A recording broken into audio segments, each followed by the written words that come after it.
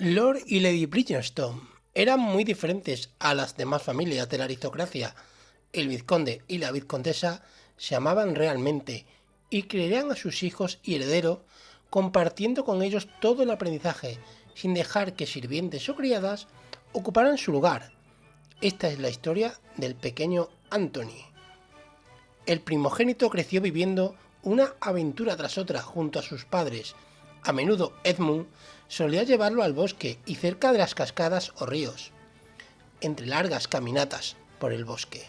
Tiempo después se unió el aún más pequeño Benedict, el favorito de vuestro lector. A pesar de que Colin y Daphne llegaron enseguida, cuando Anthony contaba con 8 años, él siempre pensó que era el favorito de su padre. Incluso en su primer día de colegio en Oxford, Edmund tuvo que darle una charla para que se tranquilizara. Pero la vida te cambia de un momento a otro. Algo curioso, pensaba el joven Anthony de 18 años, pues una trágica pérdida se avecinaba. A pesar de entonces, sus padres seguirían reproduciéndose felizmente, pues llegaron Eloise, Francesca y Gregory. Algo terrible para Anthony, que no entendía que a esas edades aún estuviera.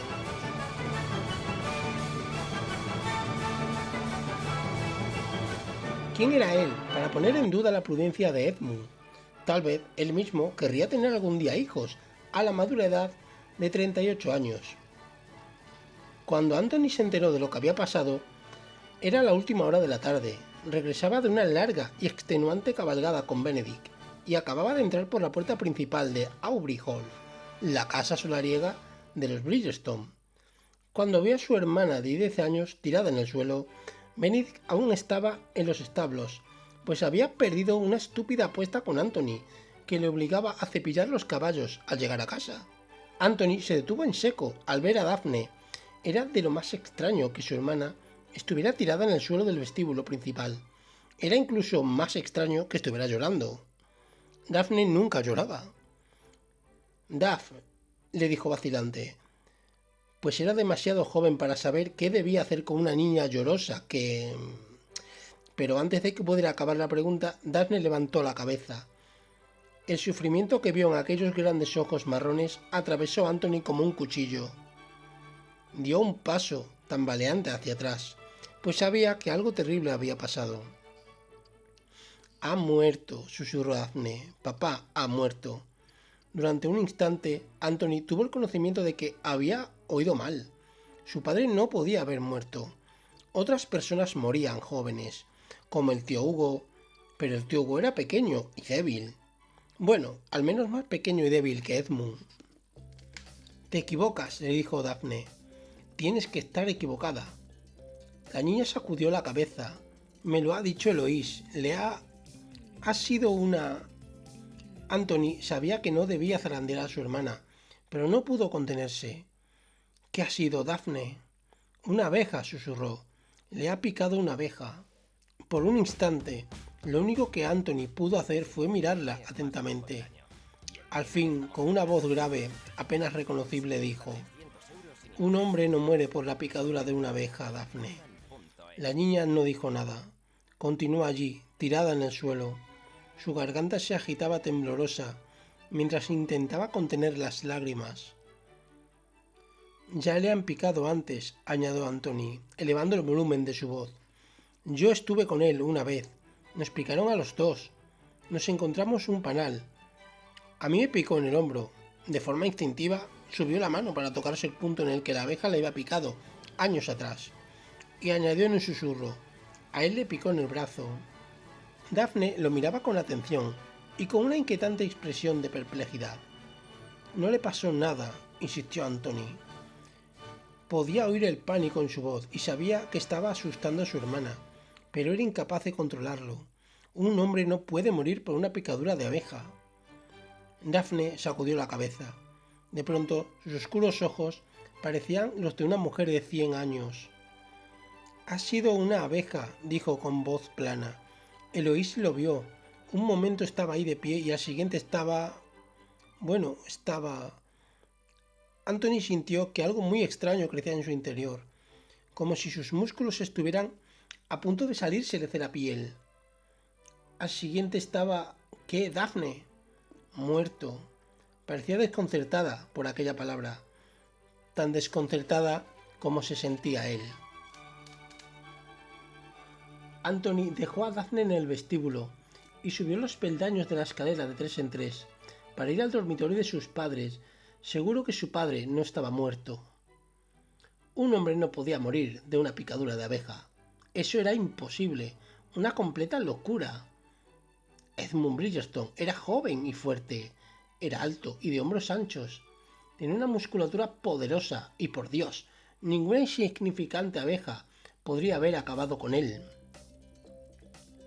Pero cuando Anthony llegó al piso superior, entendió por el silencio de los criados que la situación era nefasta, y la expresión de lástima de su rostro, aquello lo recordaría el resto de su vida.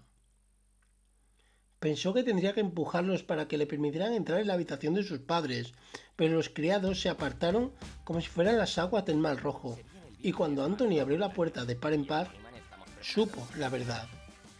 Su madre estaba sentada en el borde de la cama, sin llorar, sin emitir ningún sonido, tan solo sujetando la mano de su padre, mientras se balanceaba adelante y atrás. Su padre estaba inmóvil. Anthony ni siquiera quería pensar en aquella palabra. ¿Mamá?, dijo con voz entrecortada. No la llamaba así desde hacía años. Había sido madre desde que se marchara a Hayton. Ella se volvió despacio, como si oyera en voz a través de un largo túnel. ¿Qué ha sucedido?, preguntó Anthony en un susurro. Ella sacudió la cabeza con la mirada distante. No lo sé, contestó. Sus labios se quedaron separados unos 2 centímetros, como si quisiera decir algo más, y luego lo hubiera olvidado. Anthony avanzó un paso de forma torpe.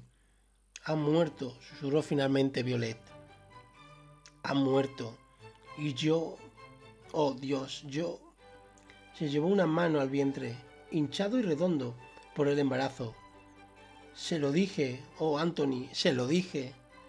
Parecía que fuera a hacerse añicos. Anthony se tragó las lágrimas, más que le quemaban los ojos y le escocía la garganta, y llegó junto a su madre. Tranquila, mamá, dijo, pero sabía que no era tan fácil. Le dije que debía ser el último, dijo, sollozando contra el hombro de su hijo. Le dije que no podía quedarme otra vez embarazada y que debíamos tener cuidado y...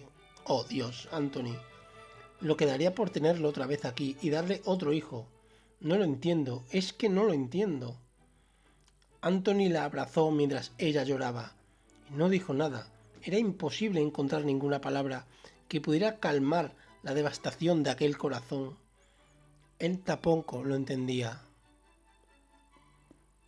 Aquella misma noche llegaron los médicos, quienes manifestaron su perplejidad. Habían oído hablar de casos parecidos, pero no de alguien tan joven y fuerte. Edmund era tan vital y de una naturaleza tan poderosa, nadie lo habría imaginado jamás.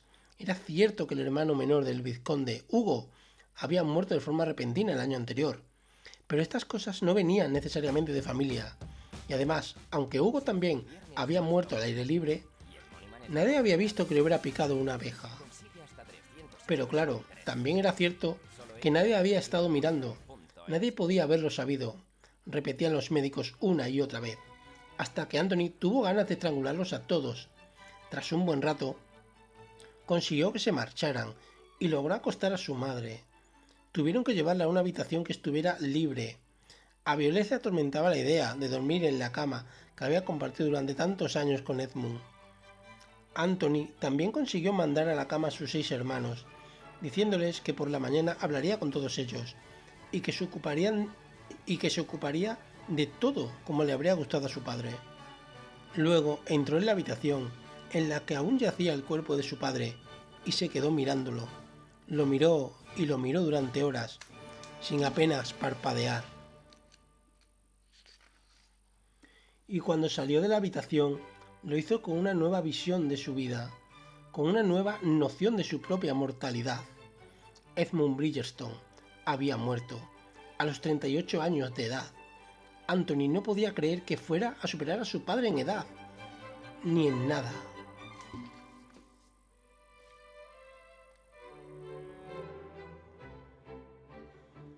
El tema de los mujeriegos ya se ha tratado en esta revista, y este autor ha llegado a la conclusión de que hay mujeriegos y mujeriegos.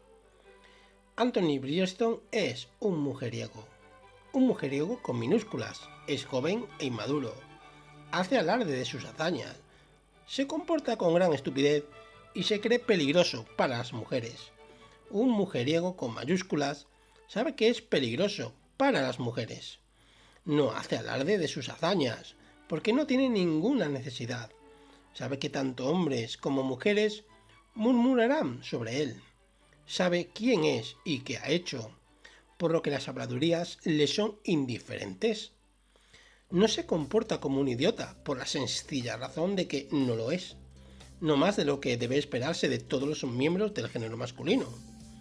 Tiene poca paciencia con las debilidades de la alta sociedad, y con toda franqueza, la mayoría de las veces este autor no puede culparle.